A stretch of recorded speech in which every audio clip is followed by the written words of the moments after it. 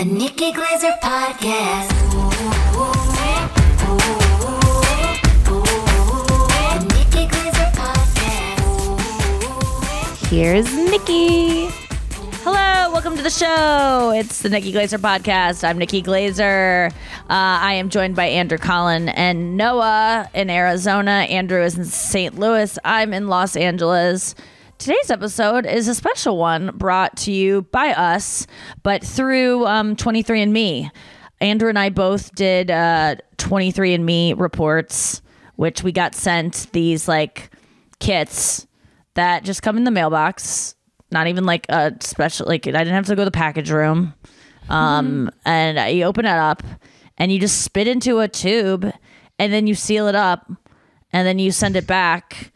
It was, I mean, honestly, one of the easiest things I've ever done. I thought it was going to be a lot more swabbing happening.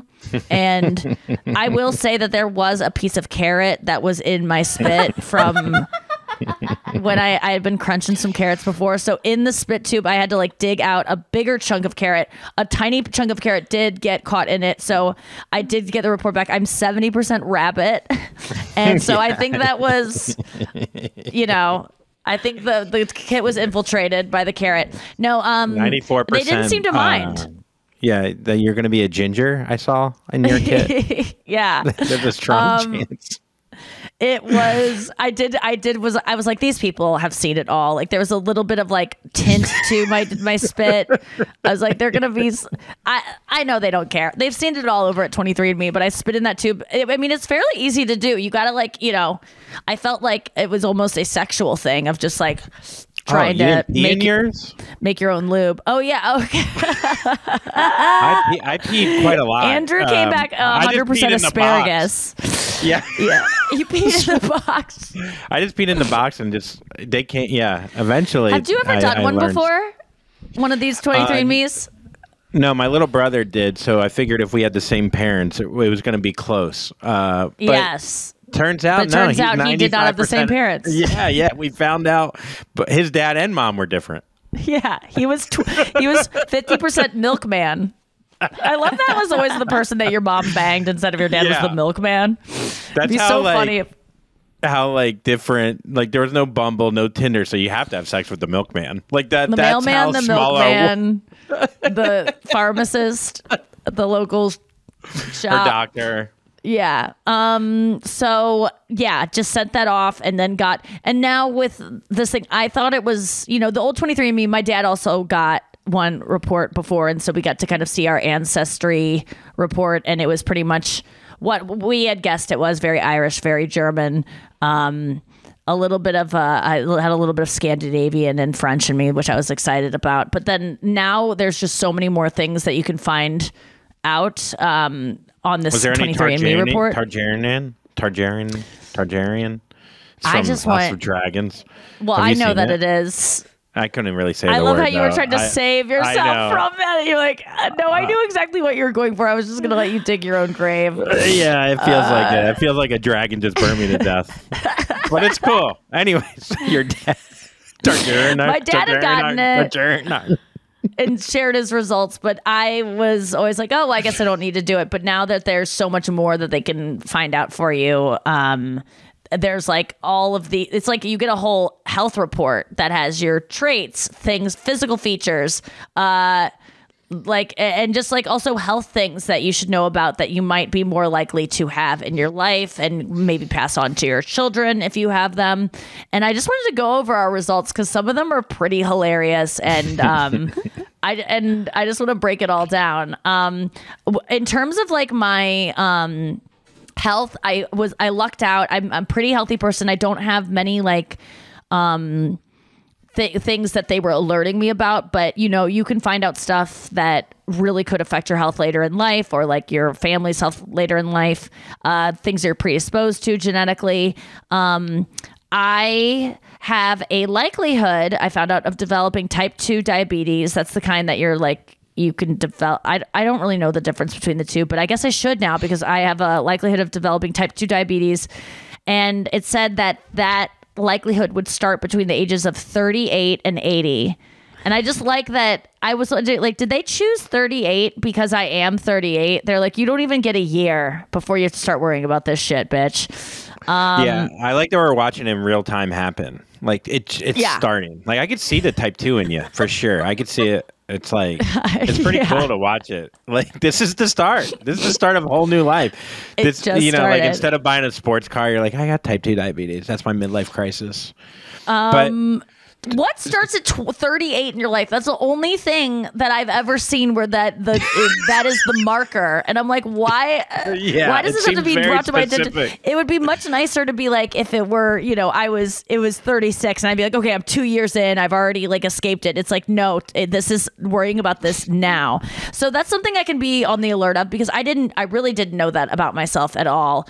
And I would have assumed that I was not prone to because I don't really know my family's health history as much as I should. And I think this gives me a little bit more insight into that. I also have one variant of a rare genetic disorder that I found out if I mate with someone who also has another variant of this, we could pass on the MCAD deficiency. It sounds really scary. I was like, oh my God, what is this? And what it is if I mate with someone who also has this rare variant, that our kid could get this, and what the symptoms are, I was like, oh no, what is it going to be? Like it has like a golf ball head, or you know, like their arms don't disconnect from their torso, or they have claw feet or something, which are all like things that are, you know, and all cool. I want to say this with no judgment. If you are someone that carries those things, or if you know someone that, I'm just saying those are possible genetic deformities that you can have if you mate with someone that also, if you like happen to find the person that matches with you. But mine is, I was like, oh, what's this going to be? I got to get Chris tested. If we want to have kids, like I don't want our kid to like have something that affects them. And the symptoms of this deficiency are our kid would just get dizzy spells if he ever fasted.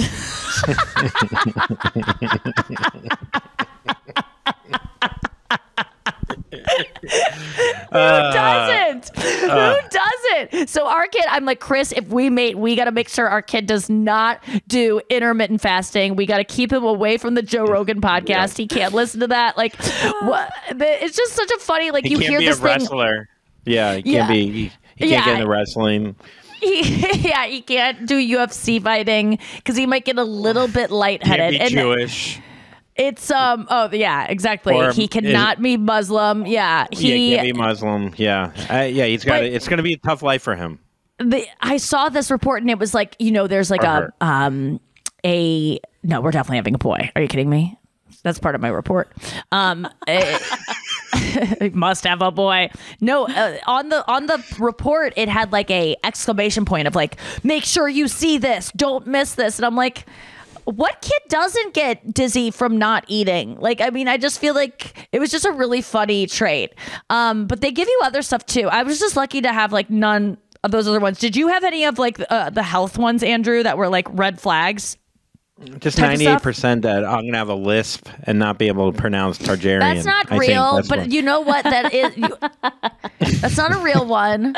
But no, I had nothing really like jump out at me because I am a bit of a hypochondriac, so I was a little worried about learning genetic disposition or whatever, or predisposition. I don't know if I want to know these things. Like, part of me would like to be kept in the dark, but I get it. Like, if I think you have a responsibility if it's out there to know it.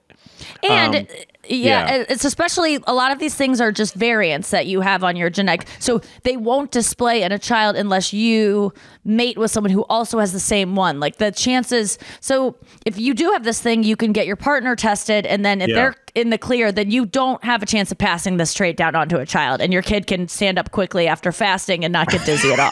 And if they do have the trait, it's an easy out if you don't really want to be with them anyways. So that's pretty cool. Listen, I don't want my daughter to be dizzy when she gets anorexic inevitably someday, because I pass that down to her from just, more nurture than nature.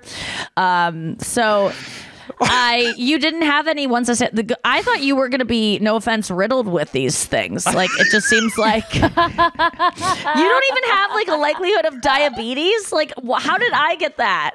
I don't know. I guess the carrot was in there. Maybe it was that little piece of carrot.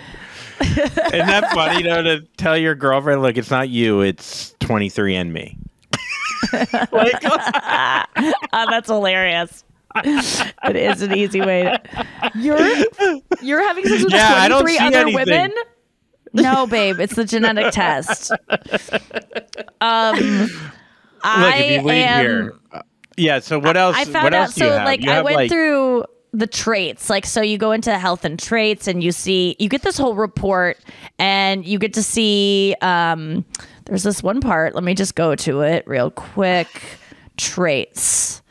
You're more it likely up. to drink less caffeine, which is Yes. If you that was told me one of this them. a month ago, I would say this is crazy, but Yeah, you were able to quit it. Andrew was shocked by the amount of caffeine I consume. I really don't respond to caffeine that much. It's found that I'm more likely to drink less caffeine because my body doesn't respond to caffeine like other people's do, which is what they found in my report. And it actually checks out, and I wouldn't have known this had I not quit caffeine recently, although my decaf coffee intake has remained the same amount as it was before I quit caffeine. So what I'm craving is not the caffeine. What I'm craving is the ritual of getting coffee and having this warm, like, latte drink. It wasn't about the caffeine at all. I got a little bit of like caffeine headaches, but it was not anywhere compared to what I thought it was going to be and what I read about when people quit caffeine. And yeah, so that actually like totally checked out. I was shocked to see that in my report. And then at the same time, I was weaning off caffeine, and I found that I still drink as much coffee. It's just all decaf. So I'm not craving the caffeine. And it was right about that. I like this one. You're predisposed to weigh 6% less than the average. I love a percentage in anything, you know? Like, it's just... Yeah, it says I'm predisposed to weigh 6% less than average. That's it's like you could be kind of skinny. You don't even expect it. I Like, will don't say even that think. that is dead on. I think that actually Yeah. did help me because I have been so obsessed with my life has been like dieting and staying underweight so much of my life. And like from the time that I never made it to like what my body's supposed to be as an adult before I was starving myself. So I never really knew. I was just always so scared that it was going to go over, that I was always starving myself. But really if I just let my body do its thing, I'm going and eat like a normal person. I will be on average. I guess 6% less, weigh 6% less than most people, which is like, it makes sense. My dad is like this lanky build, and that was interesting to read.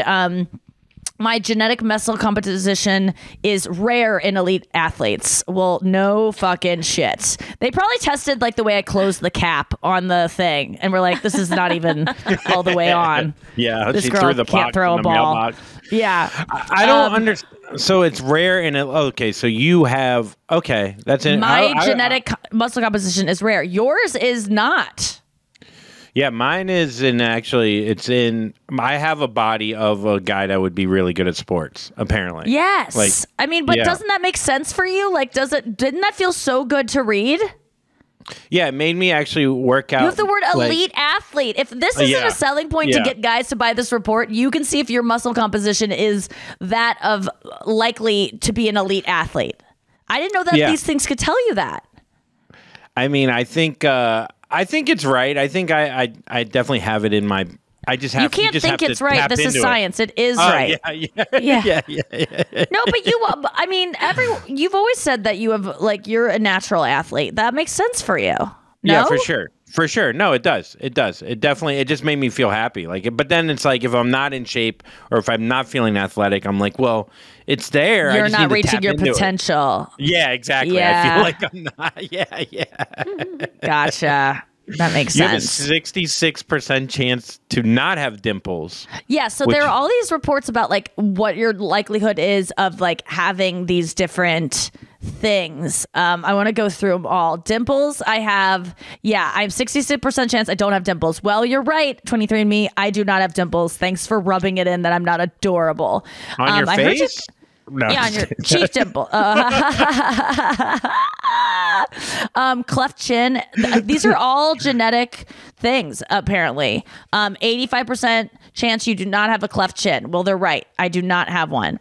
80% chance that I never had dandruff. Who knew dandruff was genetic? I do not have dandruff. Did you get these reports for yourself, Andrew? I did. I think I had a stronger chance of having dandruff, which I do have dandruff. He has a 50-50 chance of dandruff.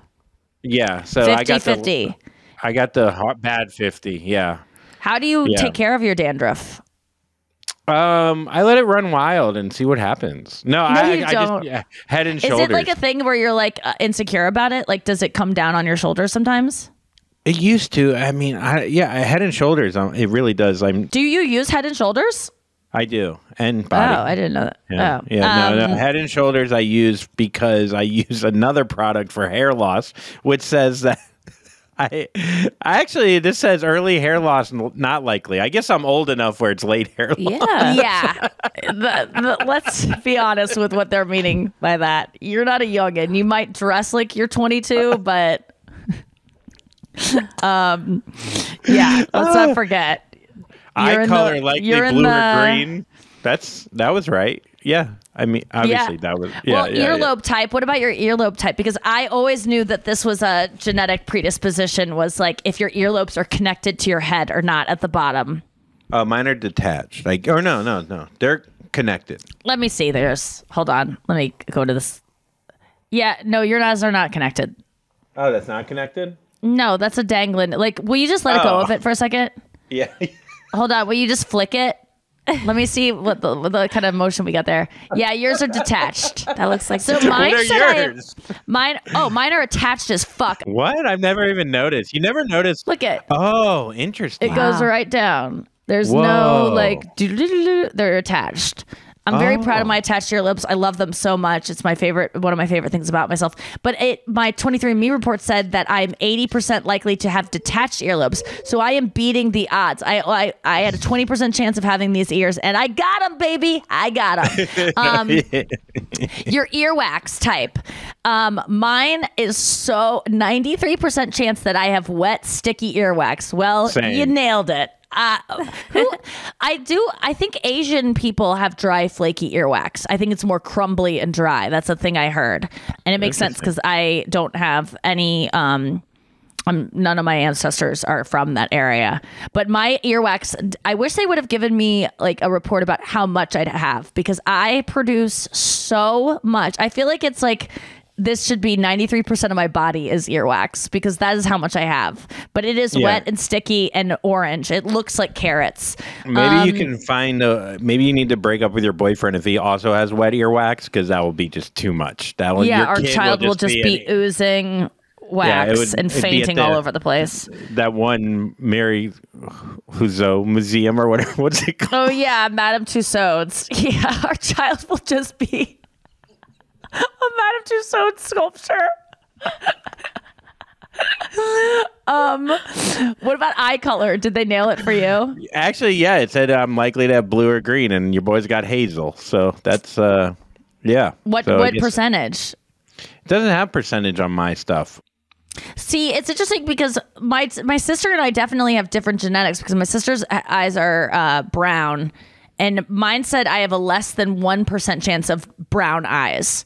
And wow. It nailed it for me, a 52% chance of blue eyes.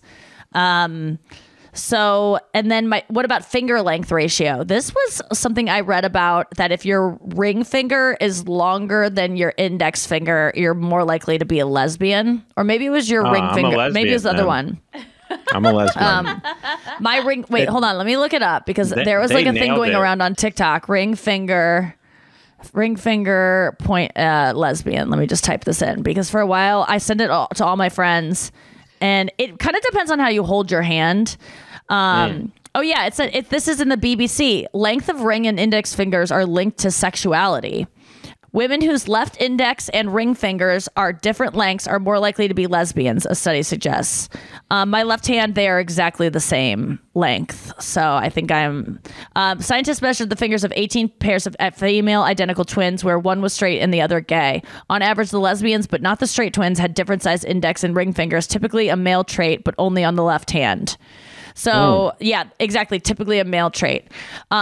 It said I have a 56% chance my ring finger is longer than my index finger. It is slightly longer, but almost exactly the same size. Freckles. Did you ever report about your freckles? A little freckling but I have a few frecks, but nothing crazy. I mean, I used to have more as a kid, but yeah, I have a 70% chance that I have few, if any, freckles. Hair photo bleaching. I did not understand this.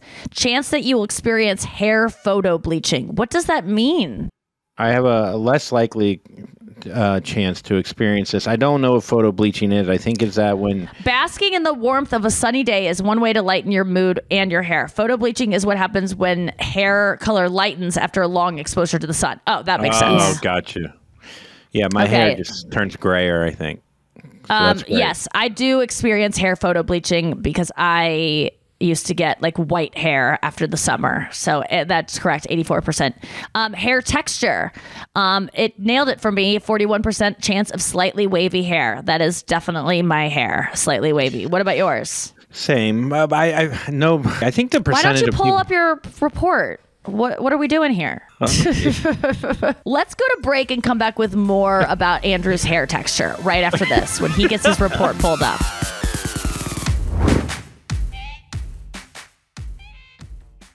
Okay, we're back. Andrew you have wavy hair.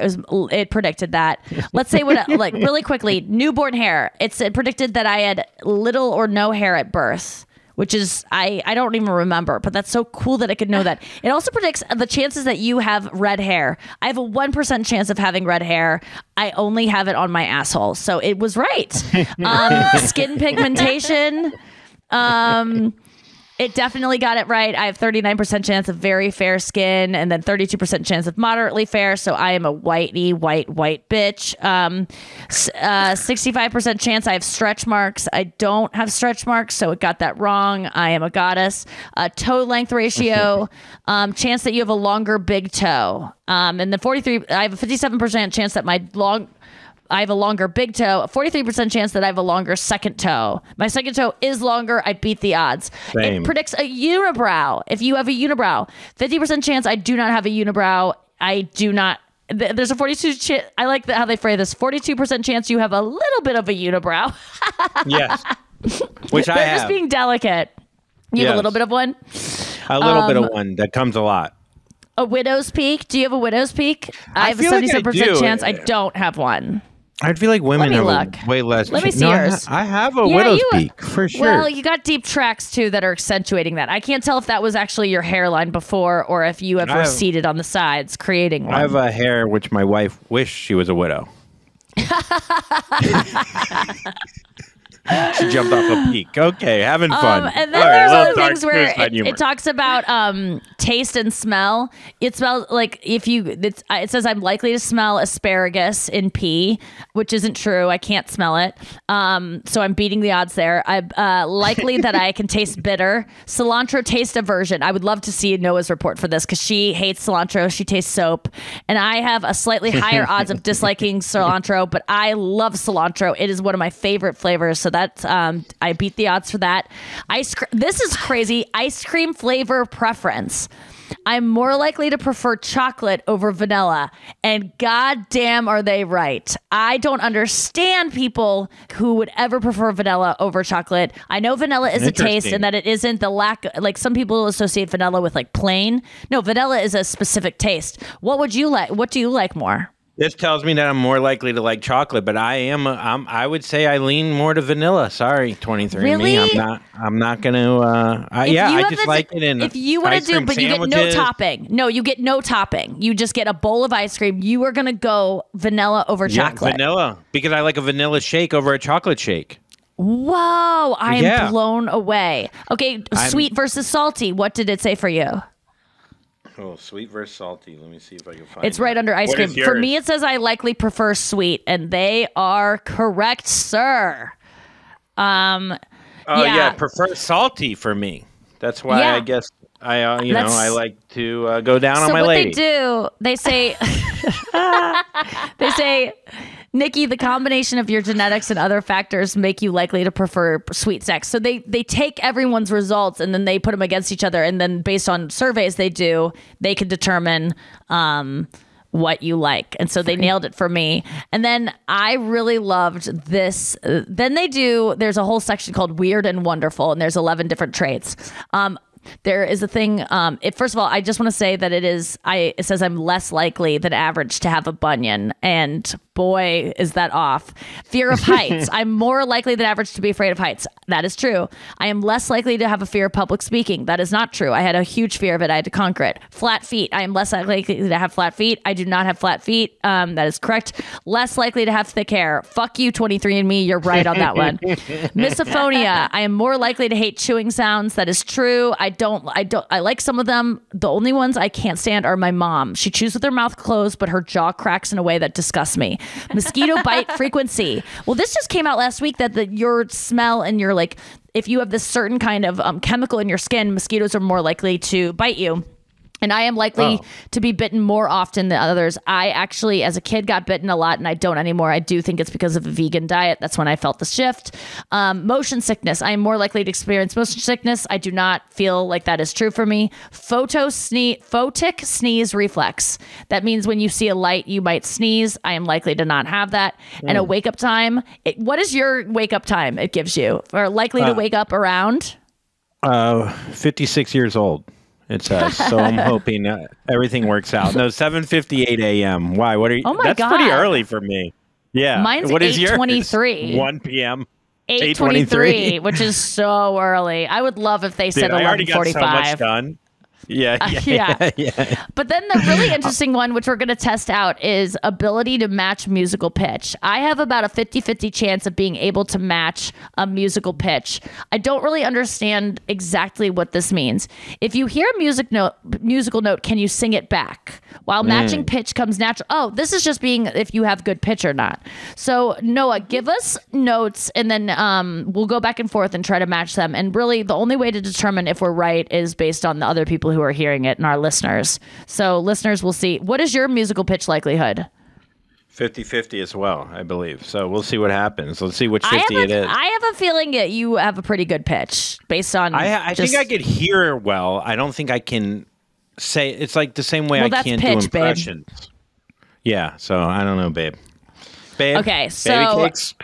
Hey, let's baby. let's try it out. Noah, will you give us some pitches? Okay, let me give you the key. All right, this guy falls down a well. His dog saves him, and no. I think it'll be great.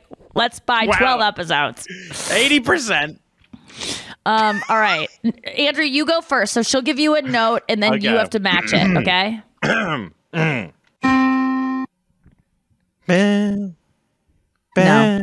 No, fail. I can't get that high.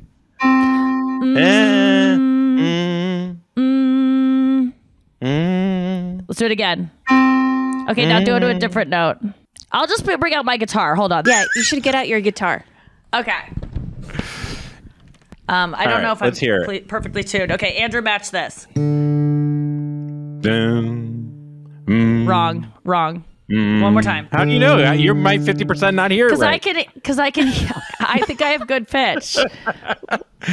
Let's hear I'm yours. not perfect.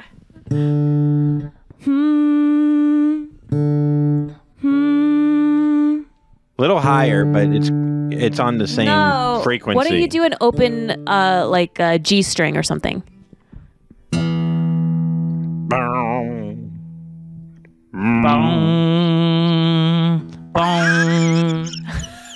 Okay, well, I'm serious, Andrew. You're off. I'm Well, not so saying I'm on. Besties, will you write to us and tell us what? Because I really can't tell. But I think I'm right. But I always do. I Okay, don't one think more. I'm right. I don't think I'm right. Okay, final thought. A couple more. This is fun. Okay, give me. There, you got that one right. That was good. That was The good. lower You got ones that. I get hit. The higher ones are tough. Okay, well, let's try this Let me lower hear- one again. The Okay. lower one you fucked up. Okay, one more time. Got it. Good job. Keep trying. No. Nope. Bop, bop, bop, boom, bop. Bop, bop, bop, dip, chop, bop, do. Yeah.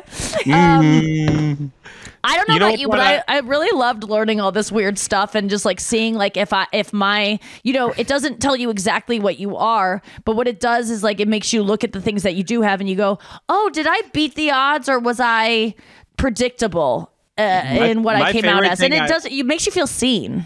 I feel like I was so seen, and I think you were too when I looked at your results, that I can't flush alcohol, and it says you can't either.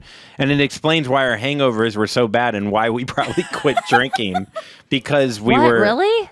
Yeah. Neither one of us can flush alcohol. Flush was like when your face gets really red. Oh, no, I'm thinking like you flush it out of your system. Oh, really? Well, which one is it? Because I did see that know. trait. I don't know.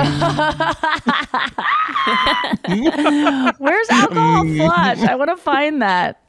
Damn it. No, do you know what flush means? I feel like that's what it was, but maybe I'm wrong. Here we go. Let me see. Unlikely to flush. I'm looking at this. Mine, based on your genetics, you are unlikely to flush after drinking alcohol. People with your genetics can typically process alcohol normally. As a result, they don't tend to flush bright red in the face or experience. See, this is another Asian thing.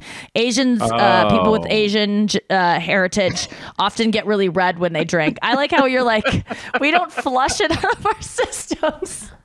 I was like, I wonder if this would predict if I'm likely to flush the toilet, because I forget to flush the toilet all the time. Oh, I living know. with I've someone, seen papers. It's like a dam in there. No, living with someone. If I pee, like I don't flush. If I'm living by myself, I don't care to pee on top of my pee. My pee, unless it's like bright yellow, I don't think it smells bad. But also, I don't smell asparagus pee, even though 23andMe thinks that I would. I always forget to flush the toilet. I often also miss the toilet paper going into the toilet. Like I backhand it behind me and it doesn't hit it in the bowl. And sometimes the toilet paper's just on the ground. Yeah. I would say 20% of the time I don't. That. I mean, if it has poop on it, I'm very. Athlete, I'll tell you. Yeah. That's our show for today. Thanks for joining us. Thank you to 23andMe for hooking us up with all these fun, fascinating traits about ourselves. In the toilet? What is going on, dude?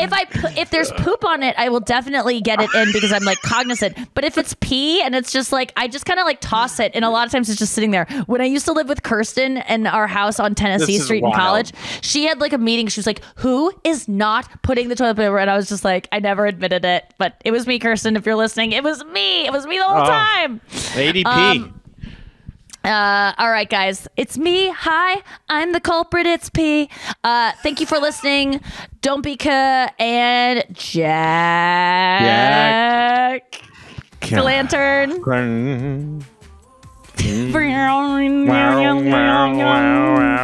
Perfect pitch. Less than perfect. Not that great. Widow's Peak.